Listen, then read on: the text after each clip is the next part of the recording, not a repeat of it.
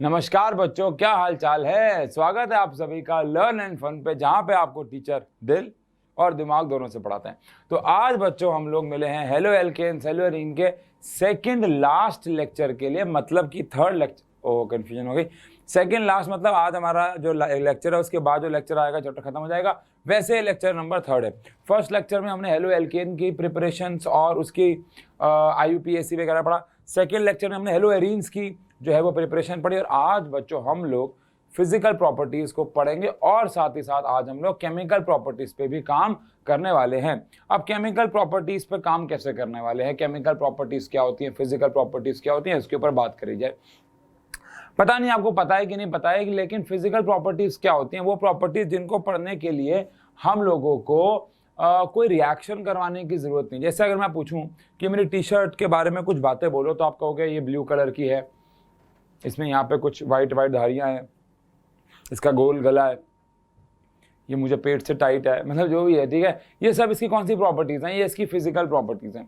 लेकिन अगर मैं आपसे पूछूं कि ये एसिड में डालने के बाद क्या होगा, ये बेस में डालने के बाद क्या होगा, इसको डिटर्जेंट में धो सकते हैं कि नहीं, मतलब कोई केमिकल प्रॉपर्टी वो होती है जिनको कराने के लिए केमिकल रिएक्शन करानी पड़ती है ना।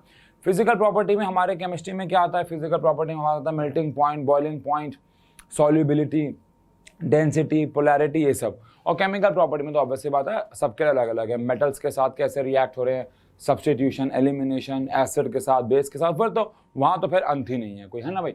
तो आज हमें ये दोनों प्रॉपर्टीज पढ़नी है। केमिकल प्रॉपर्टीज में हमारे पास 3 प्रॉपर्टीज होंगी, और अगर हमारा आज समय ने साथ दिया तो उसमें 2 प्रॉपर्टीज हम लोग पढ़ लेंगे, क्योंकि एक जो प्रॉपर्टी है वो एक पूरा का पूरा लेक्चर मांगती है। मतलब आज का जो लेक्चर है वो फिजिकल और केमिकल प्रॉपर्टी में 2 केमिकल प्रॉपर्टी होगा, अगला लेक्चर नंबर 4 सिर्फ एक केमिकल प्रॉपर्टी के ऊपर होगा, विच इज सब्स्टिट्यूशन। अगर आपको पता हो तो काफी बड़ी, पूरा एक लेक्चर उस रिएक्शन के ऊपर, उस केमिकल प्रॉपर्टी के ऊपर ही जाएगा। लेकिन उससे पहले आज हम बात कर रहे हैं फिजिकल प्रॉपर्टी। क्या फिजिकल प्रॉपर्टी में ध्यान रखिएगा, ज्यादातर प्रॉपर्टीज ऑब्जर्वेशन बेस्ड होती हैं और कुछ ऑब्जर्वेशंस के ऊपर कारण भी हमारे पास होते हैं। सबसे पहले सवाल आता है कि एल्काइल, ऑब्वियस बात है, I hope you know, alkyl halides का मतलब हेलो एल्केन होता है। तो एल्काइल हैलाइड्स कलरलेस होते हैं, मतलब जनरली दे आर कलरलेस। अगर ये प्योर फॉर्म में है, ये ऑक्सीडाइज नहीं हुए हैं, इनमें कोई इम्प्योरिटी ऐड नहीं हुई है, तो they are colourless generally. But अगर हम ब्रोमाइड्स की बात करें, यानी कि जिसमें हमारे आर के साथ क्या लगा हो, ब्रोमीन लगा हो, या फिर हम आयोडाइड्स की बात करें, अगर आपने इनको थोड़ा बहुत लाइट में रख दिया तो ये रेडिकल्स बनाते हैं, जिसकी वजह से एक्साइटेशन की वजह से ये कलर देना शुरू कर देते हैं। लेकिन अगर ये प्योर फॉर्म में कोई रेडिकल फॉर्मेशन नहीं है तो ये कलरलेस रहेंगे। Many volatile halogen compounds have sweet smell. जो वॉलेटाइल है, आई होप आपको पता हो, वॉलेटाइल मतलब जो इजीली लिक्विड से वेपर्स में कन्वर्ट हो जाए, है ना, उनको हम क्या बोलते हैं, वॉलेटाइल। जो इजीली कन्वर्ट हो जाए, लिक्विड से वेपर्स में, उन्हें क्या बोलते हैं, वॉलेटाइल। अब यार देखो, ये तो आपको पता ही होगा कि स्मेल के लिए हमें वेपर्स सूंघने होते हैं। फॉर स्मेल ऑब्वियसली बात है हमारे पास क्या होने चाहिए, वेपर्स होने चाहिए, है ना भाई। अब अगर वेपर्स नहीं तो स्मेल नहीं आएगी। अब लकड़ी की कोई स्मेल नहीं होती, आपको पता है, लेकिन जब लकड़ी जलती है तो उसके अंदर से वेपर्स निकलते हैं, कार्बन डाइऑक्साइड निकलती है। लकड़ी में आपको पता होगा मॉइस्चर होता है, वो उड़ता है, जिसकी वजह से एक स्मेल आने लग जाती है। यू नो, अगरबत्ती को जलाओ तो उसके पार्टिकल्स निकलते हैं, फिर वो उसकी स्मेल आती है। डिओड्रेंट लिक्विड फॉर्म में होगा तो स्मेल नहीं आएगी, जब वो इवेपोरेट होता है, वॉलेटाइल होता है, उसके पार्टिकल्स हमारी नाक तक पहुंचते हैं, तब उसकी स्मेल आती है। बिल्कुल ऐसे इनमें से कुछ वॉलेटाइल है ही नहीं। अब जो वॉलेटाइल ही नहीं है उनकी कोई स्मेल नहीं है, लेकिन जो वॉलेटाइल है उनमें से ज्यादातर की स्मेल जो है वो स्वीट है। अब आप कहोगे स्वीट स्मेल क्या होता है, अब आप पूछोगे कि what do you mean by sweet smell. यार देखो यार, स्मेल के साथ ना ये प्रॉब्लम है, ये आपको बताएं कैसे हम। अब मैं आपको बोलूं ब्राउन कलर, अब मैं आपको बोलूं ये कलर वो कलर, अब मैं आपको बोलूं डार्क ब्लैक, तो यहाँ पे आप देख सकते हो मैं आपको स्मेल के बारे में कैसे बताऊं, और वो भी स्वीट। ऐसे पंजेंट स्मेल होती है, वो नाक में चुभती है, ठीक है, समझा सकते हैं। रॉटन एग स्मेल, सड़े हुए अंडे से स्मेल, ठीक है। लेकिन स्वीट स्मेल का मतलब क्या होता है, ये बहुत मीठी स्मेल होती है। चलो मैं आपको बताता हूँ। एक होता है स्ट्रॉन्ग स्मेल, जो मर्दों के डिओड्रेंट और परफ्यूम्स में से आती है, जो स्ट्रॉन्ग होती है, मतलब ऐसे नाक भिन भिना जाए एकदम, है ना। ऐसे लड़का ऐसे 4-5 डीओ के ऐसे ऐसे स्प्रे मार ले तो भाई साहब सामने वाले की नाक भिन भिन आ जाए, इसको बोलते हैं स्ट्रॉन्ग स्मेल। लेकिन एक होती है प्यारी स्वीट स्मेल, है ना, ऐसे मतलब आप समझ रहे हो ना यार, मतलब महका देने वाली, मतलब यार मतलब आप समझ जाओ, आप मेट्रो में हो, आप अगेन ऐसी कोई मेरी यादें नहीं है, मैंने ऐसे बोल दिया, ठीक है ना, आप मेट्रो में हो, अब मेट्रो में आपको एक ऐसी प्यारी सी स्वीट सी स्मेल आ गई, है ना। जनरली लड़कियों के डिओड्रेंट से, परफ्यूम से आती है। हाँ, मैं यही कहना चाह रहा था, मुझे पता आप इसी का इंतजार कर रहे थे। जनरली लड़कियों के परफ्यूम से और डिओड्रेंट में जो स्मेल आती है ना, मीठी मीठी, लड़कियों से नहीं आती, लड़कियों के परफ्यूम्स में से आती है। मेरी बात को पूरा सुनो ध्यान से, लड़कियों से नहीं कह रहा हूं मैं, लड़कियों के परफ्यूम से, उनके डिओड्रेंट से जो मीठी मीठी खुशबू आती है उसको स्वीट स्मेल कहते हैं। ऐसा ही कुछ यहाँ पे भी होता है, मतलब there is difference between masculine माने मर्दानी स्मेल और स्वीट स्मेल, है ना। तो ये वाली बात है, ठीक है। एक्चुअली यार मेरे को फ़ोन उल्टा कर रखना पड़ेगा, बार बार नोटिफिकेशन आती है, साइलेंट पे कर देता मैंने, मतलब साइलेंट पे तो रहता ही है, उल्टा भी कर दिया। लेकिन स्वीट स्मेल का मतलब समझ रहे हो आप, तो इनकी जो स्मेल होती है वो स्वीट होती है, ये बात आप ध्यान रखिएगा, ठीक है, ठीक है। अब वो स्वीट के भी अलग अलग प्रकार हैं, वो स्वीट के भी अलग अलग प्रकार है, स्वीट 1, स्वीट 2, स्वीट 3, स्वीट 4। अब मैं वो कैसे बताऊँ आपको, सूंघना पड़ेगा। कहने का मध्यम मध्यम खुशबू, प्यारी प्यारी मीठी मीठी खुशबू, डन। इसके बाद बात करें तो मेल्टिंग और बॉइलिंग पॉइंट की, यहाँ पे हमारे पास डिविजन्स हैं, 3 डिविजन्स हैं। पहला डिवीजन है मेल्टिंग और बॉइलिंग पॉइंट का, कि अगर हमने नंबर ऑफ कार्बन चेंज किए लेकिन हेलोजन सेम रखा, मान लो CH3X कोई एक हेलोजन है, CH3 CH2X और CH3 CH2 CH2X। अब इन 3 केस में अगर आप देखें तो हेलोजन हमने सेम रखा हुआ है, लेकिन नंबर ऑफ कार्बन जो हैं वो उसमें ज़्यादा है। तो जितने ज़्यादा नंबर ऑफ कार्बन होते हैं उतना मेल्टिंग और बॉइलिंग पॉइंट जो होता है बच्चों वो ज़्यादा होता है। यानी कि यहाँ पे 3 कार्बन है हमारे पास, तो 3 कार्बन के केस में मेल्टिंग और बॉइलिंग पॉइंट सबसे ज़्यादा हो जाएगा। अगर आपके पास 3 कार्बन है तो मेल्टिंग और बॉइलिंग पॉइंट सबसे ज़्यादा हो जाएगा। कारण क्या है आओ समझें। पहली बात तो मेल्टिंग और बॉइलिंग पॉइंट किस पर डिपेंड करता है, इंटरमॉलिक्यूलर फोर्स ऑफ अट्रैक्शंस में। एक मॉलिक्यूल और दूसरे मॉलिक्यूल में कौन सा अट्रैक्शन है, इसको बोलते हैं इंटरमॉलिक्यूलर फोर्स ऑफ अट्रैक्शन। अब इंटरमॉलिक्यूलर फोर्स ऑफ अट्रैक्शन अलग अलग प्रकार का होता है, dipole dipole dipole induced dipole, London forces, hydrogen bonding. I hope आपने नाम सुने हुए हो। अब इस वाले केस में यानी कि हेलो एल्केन्स के केस में हमारे पास कौन सी फोर्स होती है, वंडर वॉल। यहाँ लिखा हुआ होना चाहिए, नहीं लिखा हुआ तो मैं लिख देता हूँ।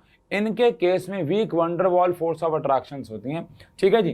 तो मैं यहाँ पे कहीं पे चाहे पॉइंट बना के लिख देता हूँ कि in haloalkanes we have van der Waals force of attractions. Haloalkanes में हमारे पास कौन सी अट्रैक्शंस होती हैं, van der Waals force of attractions होती हैं। अब van der Waals force of attraction शायद आपको पता हो कि van der Waals force of attraction जो होती हैं वो डायरेक्टली प्रोपोर्शनल होती हैं साइज और मास के बढ़ने पे, है ना। यानी साइज और मास बढ़ता है तो wonder Waals force of attraction बढ़ते हैं। हमने 11th class chemical bound states of matter में पढ़ा था। अब अगर साइज और मास बढ़ेगा तो वंडर वॉल फोर्सेस बढ़ेंगी।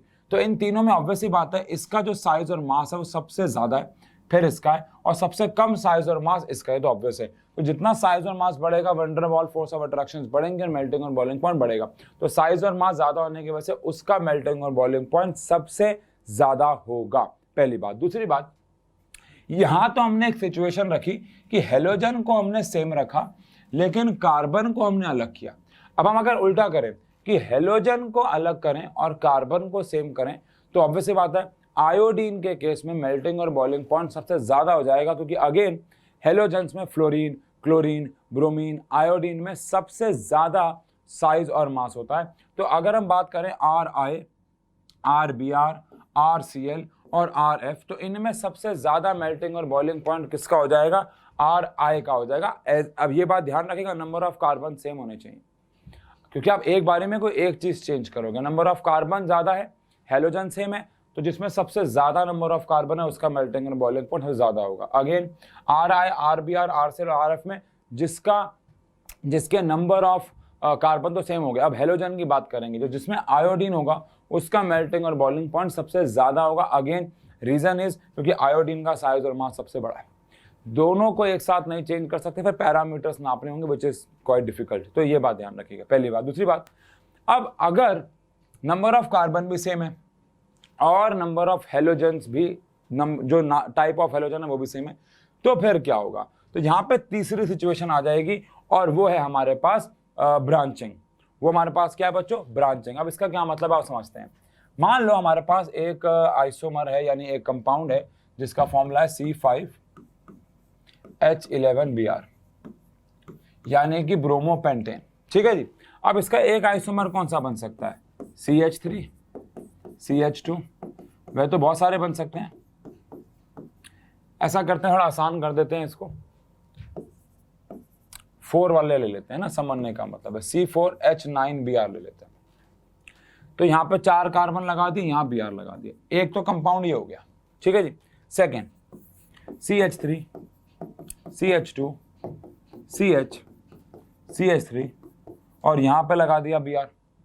और तीसरा कंपाउंड हो गया CH3, इधर लगा दिया CH3, CH3 और इधर लगा दिया हमने क्या? Br। और इधर लगा दिया एक 4 कार्बन होगा ना, CH3। हाँ ये। अब इस केस में आप अगर देखें तो तीनों के तीनों का फॉर्मूला C4H9Br है। तीनों के तीनों में जो नंबर ऑफ कार्बन्स हैं वो सेम है। तीनों के तीनों में जो हेलोजन का टाइप है वो भी सेम है। तो पहली बात तो आप ऐसा कह सकते हो कि तीनों में नंबर ऑफ कार्बन्स तो सेम ही है और यहाँ पे हेलोजन भी सेम है। तो पहला और दूसरा जो कैरेक्टर हमने पढ़ा था वो तो यहाँ लागू होता नहीं है। यहाँ पर कौन सा कैरेक्टर लागू होगा? तीसरा, और वो है बच्चों ब्रांचिंग।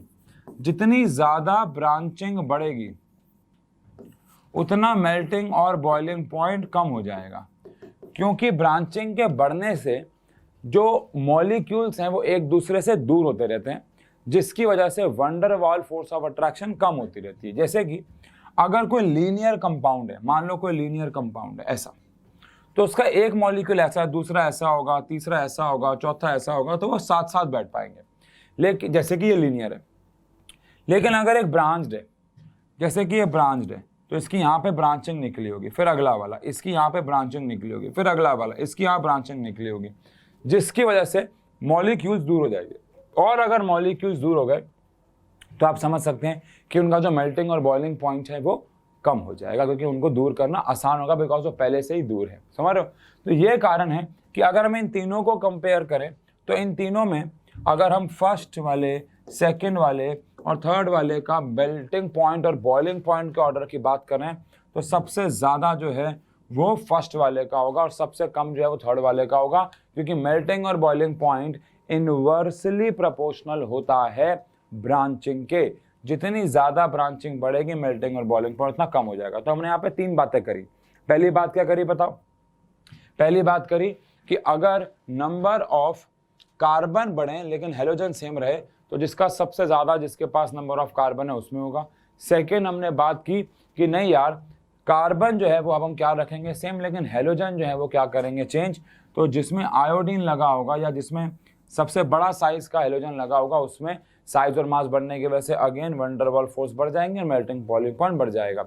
लेकिन अगर नंबर ऑफ कार्बन भी सेम है और हेलोजन भी सेम है फिर यहाँ पे आपको ब्रांचिंग देखनी है ना। लेकिन एक बात ध्यान रखिएगा, 12th क्लास में एक बारी में एक पैरामीटर ही चेंज किया जाएगा।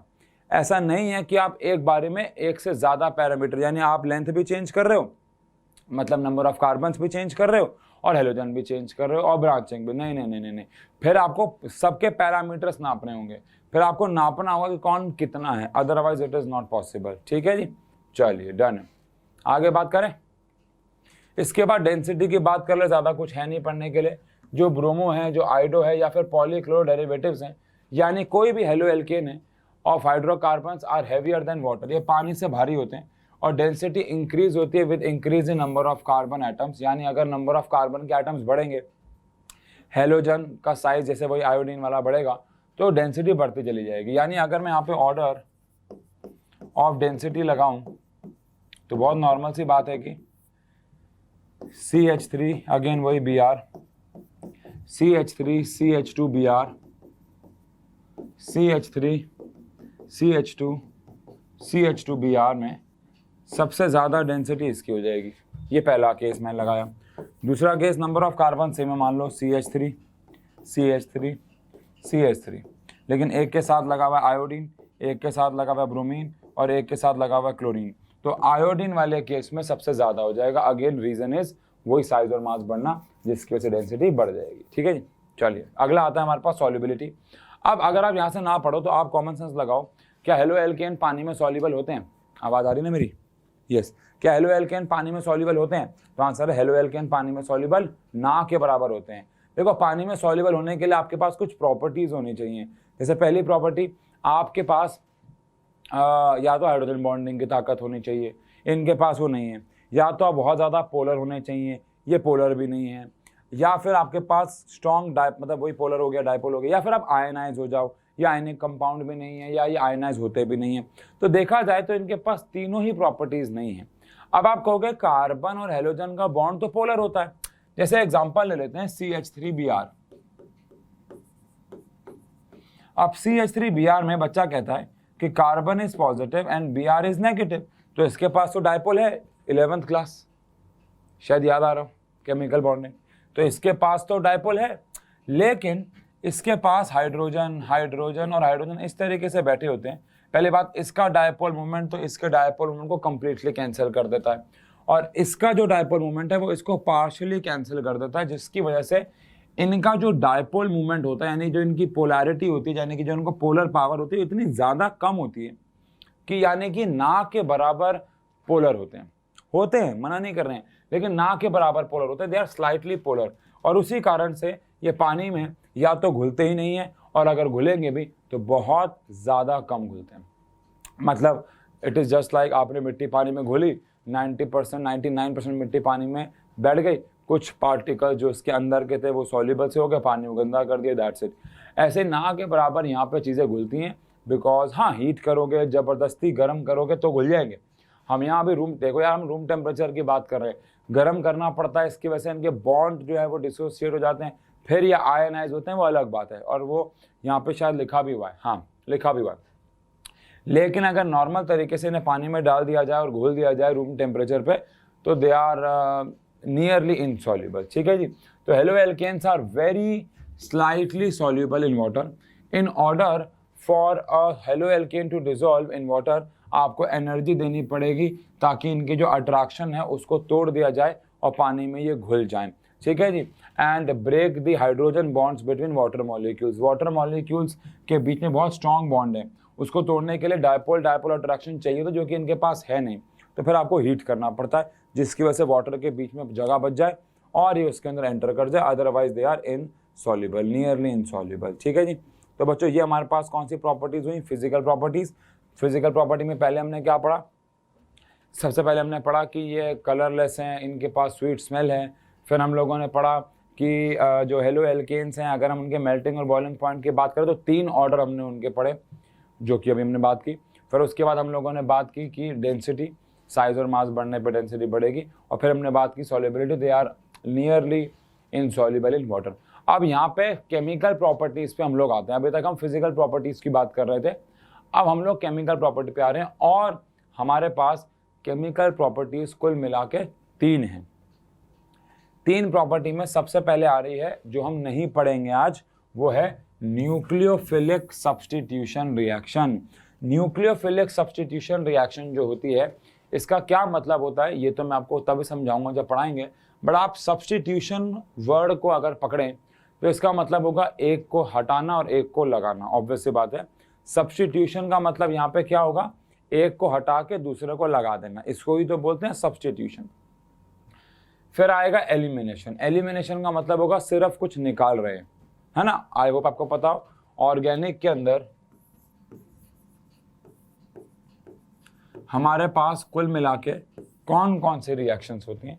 सबसे पहली मान लो एलिमिनेशन ही, इसमें हम कुछ निकालते हैं, कुछ भी डालते नहीं हैं कंपाउंड में, सिर्फ और सिर्फ चीज़ें निकलती हैं यहाँ से, है ना।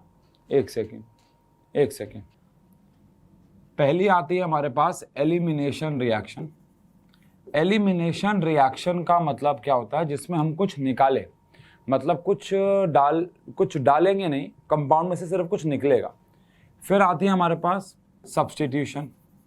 सब्स्टिट्यूशन में क्या होता है कि हम सिर्फ एक चीज़ को हटाते हैं और दूसरे को लगा देते हैं, मतलब सब्स्टिट्यूट कर देना, एक बेसिकली एक को हटाया दूसरे को लगा दिया। तीसरे में आएगा एडिशन।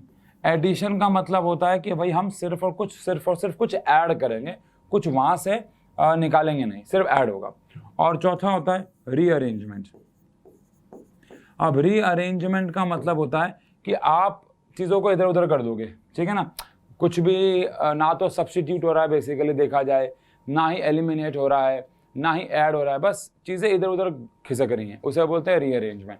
तो ऑर्गेनिक में ये 4 प्रकार की रिएक्शन होते हैं, जिसमें से हमें एलिमिनेशन, सब्स्टिट्यूशन, ये तो इस चैप्टर में ही पढ़ देनी है 2, है ना, और जो रिएक्शन विद मेटल है वो इन दोनों का मिक्सचर रहेंगे, मतलब चारों ही पढ़नी है। लेकिन हम न्यूक्लियोफिलिक सब्स्टिट्यूशन को पूरा एक लेक्चर देंगे, लेक्चर नंबर 4। आज हम लोग एलिमिनेशन और रिएक्शन विद मेटल के बारे में बात करेंगे। तो शुरुआत करते हैं रिएक्शन विद मेटल। अब मेटल में भी आपको 2 लोगों के साथ रिएक्शन करवानी है। एक है विद मैग्नीशियम मेटल, जिसमें हम लोग प्रिपेयर करेंगे ग्रिग्नार्ड रिएजेंट, शायद नाम सुना हो शायद नहीं, इसमें हम लोग प्रिपेयर करेंगे ग्रिग्नार्ड रिएजेंट। और एक आएगा हमारे पास विद सोडियम, जिसको हम वुड्स रिएक्शन कहेंगे। ये हम लोग 11th में पढ़ के आ चुके हैं, यहाँ पे दोबारा से पढ़नी है। तो ये 2 रिएक्शन होंगी हमारे पास रिएक्शन विद मेटल्स, यानी हम हेलो एल्केन्स को मेटल्स के साथ रिएक्ट करवाएंगे और 2 मेटल्स के साथ रिएक्ट करवाएंगे। पहला मेटल कौन सा होगा हमारे पास, रिएक्शन विद मैग्नीशियम, जहाँ पे ग्रिग्नार्ड रिएजेंट बनेगा, और दूसरा होगा विद सोडियम, जिस रिएक्शन को हम वुड्स रिएक्शन बोलेंगे। और यहाँ पे हम बनाएंगे क्या, प्रिपरेशन ऑफ एल्केन।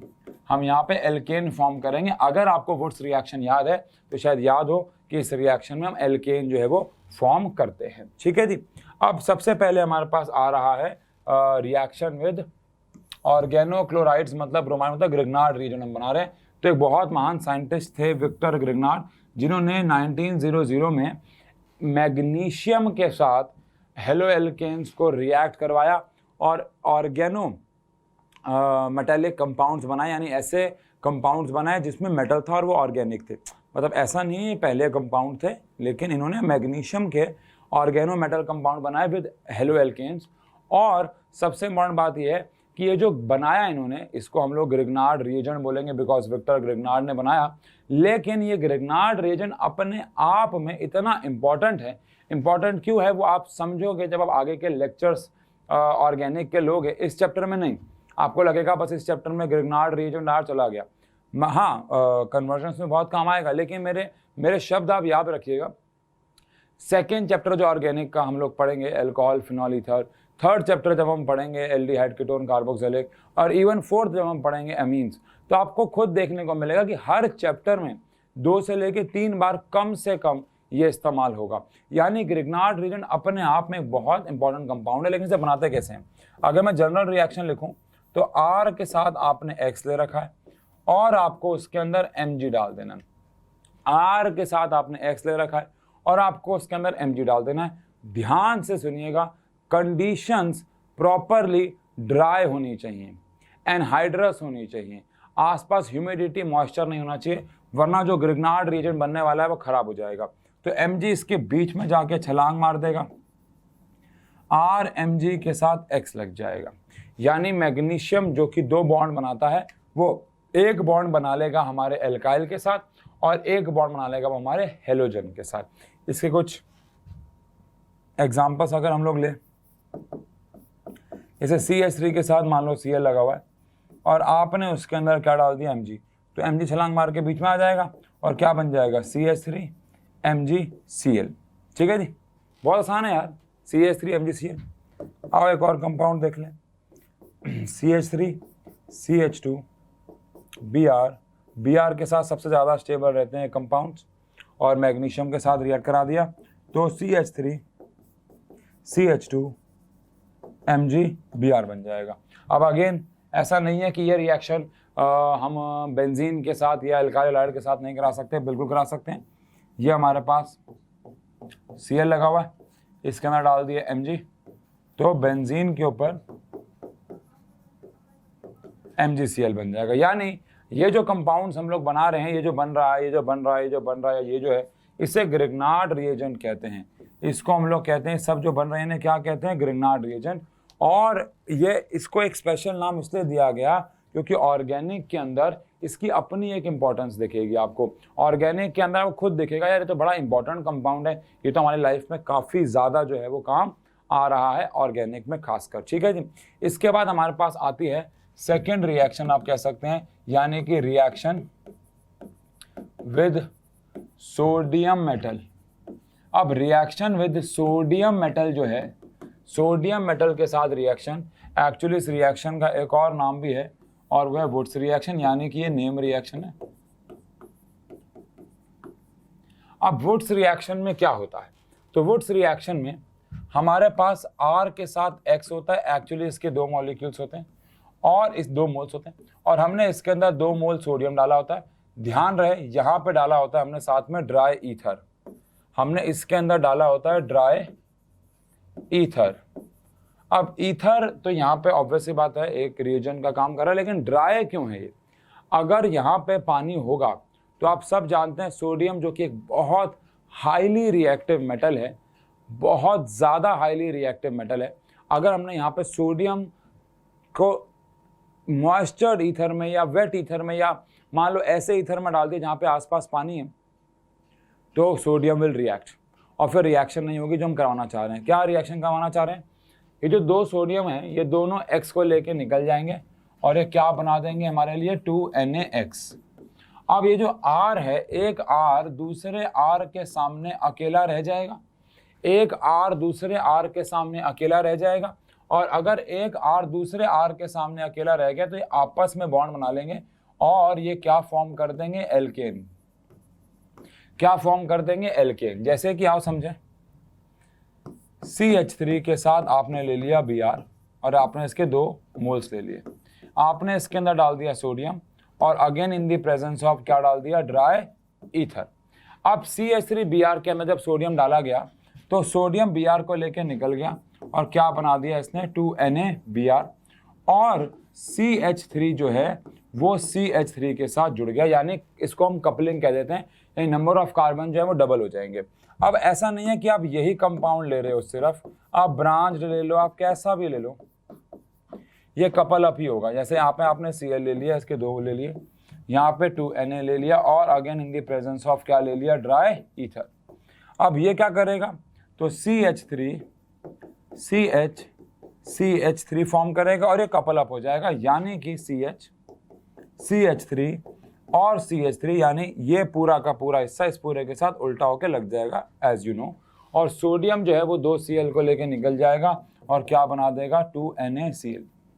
चलिए अब आपसे एक सवाल जो कि अगेन काफ़ी बार 11th में भी आया था, बिकॉज ये रिएक्शन 11th में भी थी, कि क्या हम इस प्रोसेस से, इस रिएक्शन से, दिमाग वाला सवाल है, ऑड नंबर ऑफ कार्बन के चेन बना सकते हैं? मतलब क्या, जैसे यहाँ पे हमने 2 कार्बन बनाया, यहाँ पे भी 3 और 3 6 बनाया, क्या ऐसे ऑड नंबर ऑफ कार्बन के एल्केन्स फॉर्म कर सकते हैं? तो आंसर इज नो, हम इससे ऑड नंबर ऑफ एल्केन की चेन नहीं बना सकते। क्यों नहीं बना सकते? क्योंकि ऑड नंबर ऑफ चेन में बनाने के लिए आपको एक एल्केन, एक हेलो एल्केन अलग लेना होगा और एक अलग, जिसमें वुड्स रिएक्शन नहीं होगी।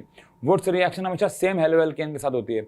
अब अगर सेम हेलो एल्केन में नंबर ऑफ कार्बन डबल हो रहे हैं तो चाहे ऑड नंबर ऑफ कार्बन ले लो चाहे इवन ले लो, उसका जो डबल होगा वो हमेशा इवन ही होगा। आप 1 कार्बन लोगे तो वो 2 हो जाएगा, आप 4 लोगे तो वो 8 हो जाएगा, आप 7 लोगे तो वो 14 हो जाएगा। किसी भी चीज़ को 2 से मल्टीप्लाई कर दो, ऑब्वियस सी बात है, तो वो इवन आती है। तो हम इससे ऑड नंबर ऑफ कार्बन की चेन बना ही नहीं सकते चाह के भी, ध्यान रखिएगा। और ये भी ध्यान रखिएगा कंडीशंस ड्राई होनी चाहिए, ये नहीं भूलिएगा आप, ठीक है जी।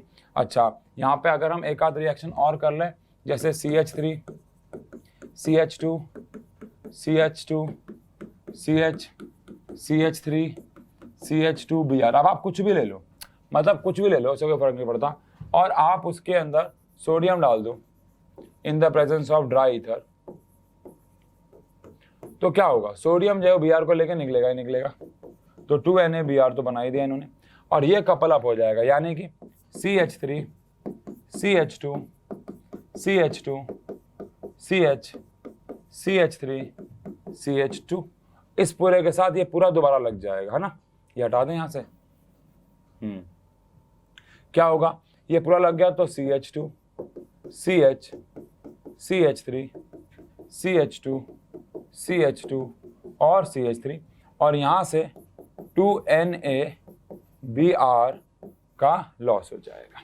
तो जितने भी नंबर ऑफ कार्बन्स आप लेते हैं हेलो एल्केन में वो डबल हो जाएंगे। अब वो चाहे लीनियर हो चाहे वो ब्रांच्ड हो, उससे हमें कोई फर्क नहीं पड़ता, ठीक है जी।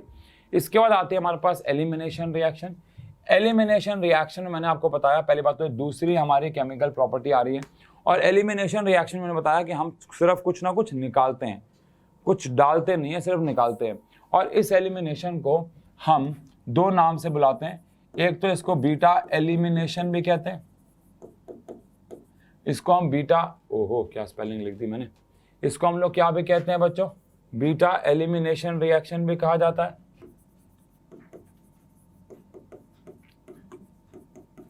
और इस रिएक्शन को डिहाइड्रो हैलोजिनेशन भी कहते हैं।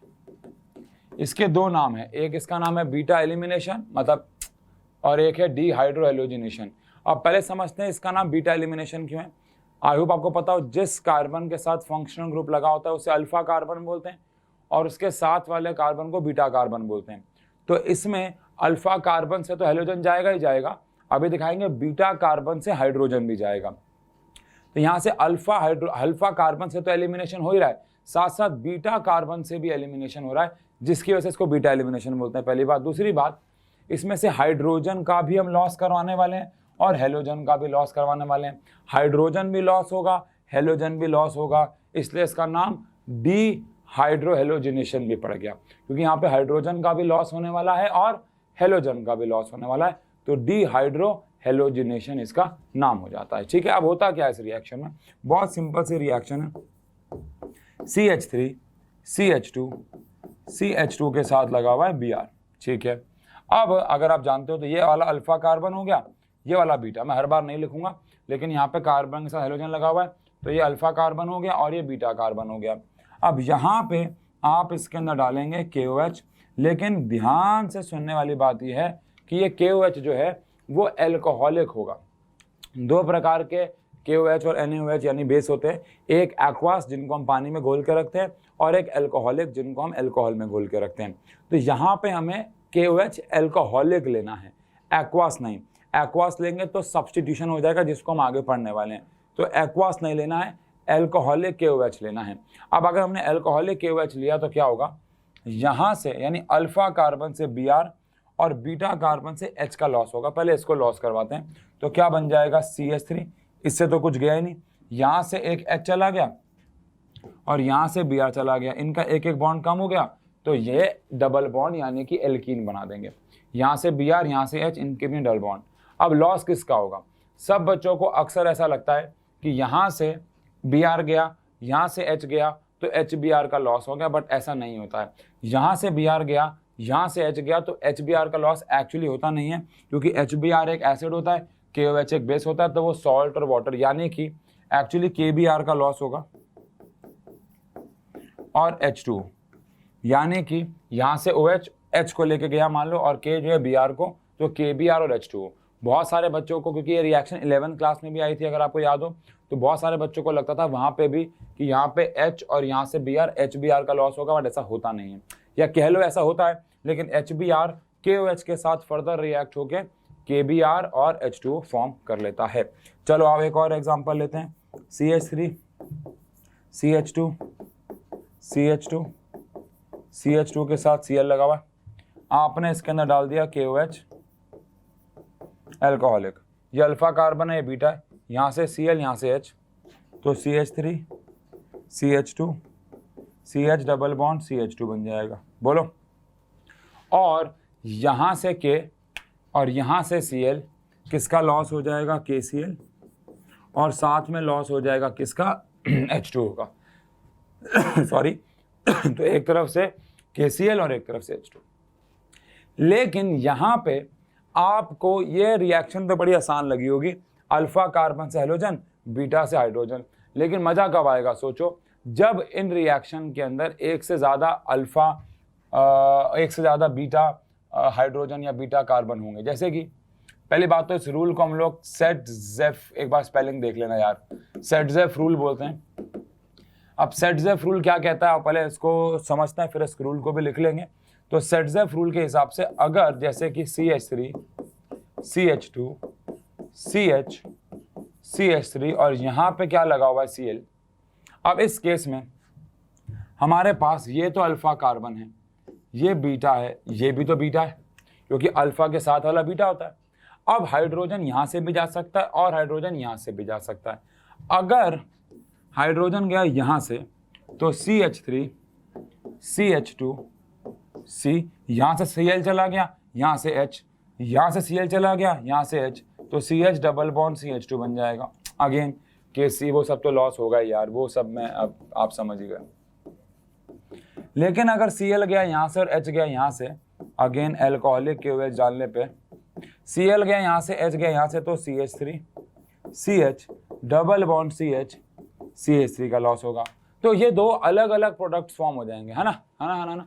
दो अलग अलग प्रोडक्ट्स ये फॉर्म कर देगा। अब सवाल ये उठता है, अगर ये दो अलग अलग प्रोडक्ट्स फॉर्म करेगा तो कोई एक प्रोडक्ट ज़्यादा बनता है और कोई एक प्रोडक्ट कम, और इसी से हमारे पास आता है सेट-ज़ेफ रूल कि during beta elimination of alkyl halides यानी halo alkane, product with more number of, with, ये 11th क्लास का रूल है, याद होगा, more number of alkyl groups will be formed in major amount. यानी कि अगर हम लोग बीटा एलिमिनेशन कर रहे हैं और बीटा एलिमिनेशन के दौरान हमें एक से ज़्यादा एल्काइल ग्रुप्स मिलते हैं, बीटा एलिमिनेशन के दौरान अगर हमें एक से ज़्यादा एल्कीन मिलते हैं या एक से ज़्यादा बीटा कार्बन होते हैं, एक से ज़्यादा प्रोडक्ट होते हैं, तो उस केस में कौन सा वाला प्रोडक्ट मेजर अमाउंट में बनेगा, जिसके पास more number of alkyl groups होंगे, जिसके पास एल्काइल ग्रुप्स जो होंगे वो बाकियों के मुकाबले ज़्यादा होंगे। जैसे कि यहाँ पे डबल बॉन्ड है, मैं अभी यहाँ पे मार्क कर रहा हूँ, आप एग्जाम में मार्क नहीं करके आएंगे, मैं पहले बता रहा हूँ, ये बस समझाने के लिए। तो ये हमारे पास एक एल्काइल ग्रुप है ना, लेकिन यहाँ पे अगर डबल बॉन्ड है तो ये हमारे पास एक एल्काइल ग्रुप है मिथाइल, और ये हमारे पास मिथाइल है, वहाँ पे इथाइल है लेकिन है तो एक ही ना एल्काइल ग्रुप, लेकिन यहाँ पे दो एल्काइल ग्रुप्स हैं, तो ये वाला मेजर अमाउंट में बनेगा और ये वाला जो है वो माइनर अमाउंट में बनेगा, यानी ये कम बनेगा, है ना। जिसके पास ज़्यादा नंबर ऑफ एल्काइल ग्रुप्स होंगे वो ज़्यादा अमाउंट में बनेगा, जिसके पास कम होंगे वो कम। एक और एग्जांपल अगर ले लें, CH3 CH2 CH3, यहाँ पे आ गया Br और यहाँ पे आ गया CH3। अब यहाँ से अगर Br गया KOH एल्कोहलिक, यहाँ से Br और यहाँ से अगर H गया तो CH3 CH double bond C CH3 और यहाँ पे CH3, ठीक है। लेकिन अगर मैंने इसके अंदर एल्कोहलिक KOH डाला और यहाँ से Br गया और यहाँ से H गया, अच्छा यहाँ से Br, यहाँ से H जाना, यहाँ से Br, यहाँ से H जाना, बात एक ही है, इट्स ऑल सेम थिंग। तो यहाँ से Br गया और यहाँ से H गया तो CH3 CH2 CH3 double bond CH2। तो अब इनमें से कौन सा मेजर कौन सा माइनर, जल्दी जल्दी बता दो, इनमें से कौन मेजर और कौन माइनर, खटाक से बताओ।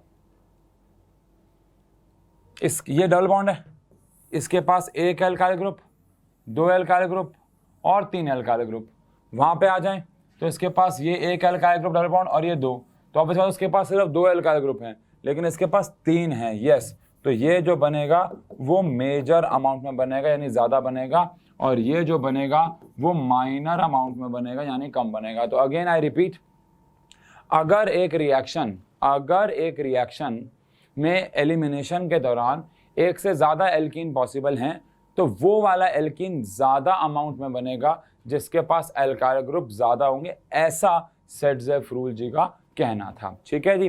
तो हमने आज केमिकल प्रॉपर्टीज में कौन कौन सी केमिकल प्रॉपर्टीज पढ़ ली। पहली हमने पढ़ ली रिएक्शन विद मेटल, जिसमें मैग्नीशियम के साथ ग्रिग्नार्ड रिएजेंट बना।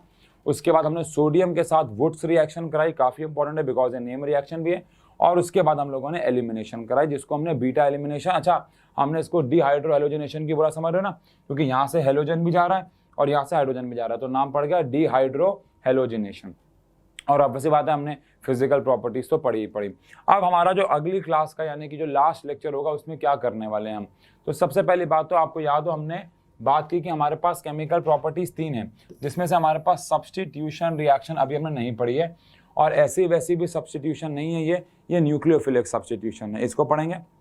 और पढ़ने के बाद जहाँ तक मुझे लगता है हमें उसमें लगेगा हाफ एन आवर। तो half an hour nucleophilic substitution reaction पढ़ने के बाद हम लोग बात करेंगे जस्ट अपना हेलोएरीन के कुछ केमिकल अच्छा यार हमें एक लेक्चर और देना पड़ेगा, सॉरी है ना, हमें 5 लेक्चर तो देने पड़ेंगे इसके, सॉरी 4 लेक्चर में काम नहीं होगा, बिकॉज एक अभी हेलोएरीन में भी हमारे कुछ प्रॉपर्टीज़ रह गई हैं, तो 5 लेक्चर लगेंगे, सॉरी इसके 4 नहीं। तो आज वाला लेक्चर में हमने जो केमिकल प्रॉपर्टीज़ पढ़ी, अगली क्लास में हमें सब पूरा एक लेक्चर तो सब्स्टिट्यूशन में ही जाएगा, सब्स्टिट्यूशन क्या होता है, उसमें ज्योमेट्रिकल आइसोमरिज्म के बारे में बात करेंगे। फिर अगला लेक्चर हमारे पास हेलोएरीन की केमिकल प्रॉपर्टीज़ पे जाएगा। तो 5 लेक्चर हैं और ठीक है, 5 लेक्चर पे ये चैप्टर खत्म हो जाएगा ऑर्गेनिक का। उसके बाद वापस से हम लोग फिजिकल पे आ जाएंगे, जहाँ पे हम लोग इलेक्ट्रोकेमिस्ट्री पढ़ेंगे, ठीक है ना, मैंने कहा था। और फिर हम वापस से ऑर्गेनिक पे आ जाएंगे, बिकॉज जो 12th क्लास का सिलेबस होता है वो हमेशा ऐसे ही चलता है। कुछ बच्चों के स्कूल में ऑर्गेनिक चल रहा होता है, कुछ बच्चों के स्कूल में फिजिकल चल रही होती है, तो दोनों को खुश करना होता है, तो एक एक चैप्टर सबका हो जाएगा। ठीक है जी, चलिए डन है। मिलते हैं अगले लेक्चर में। Thank you so much, tata bye bye, see you.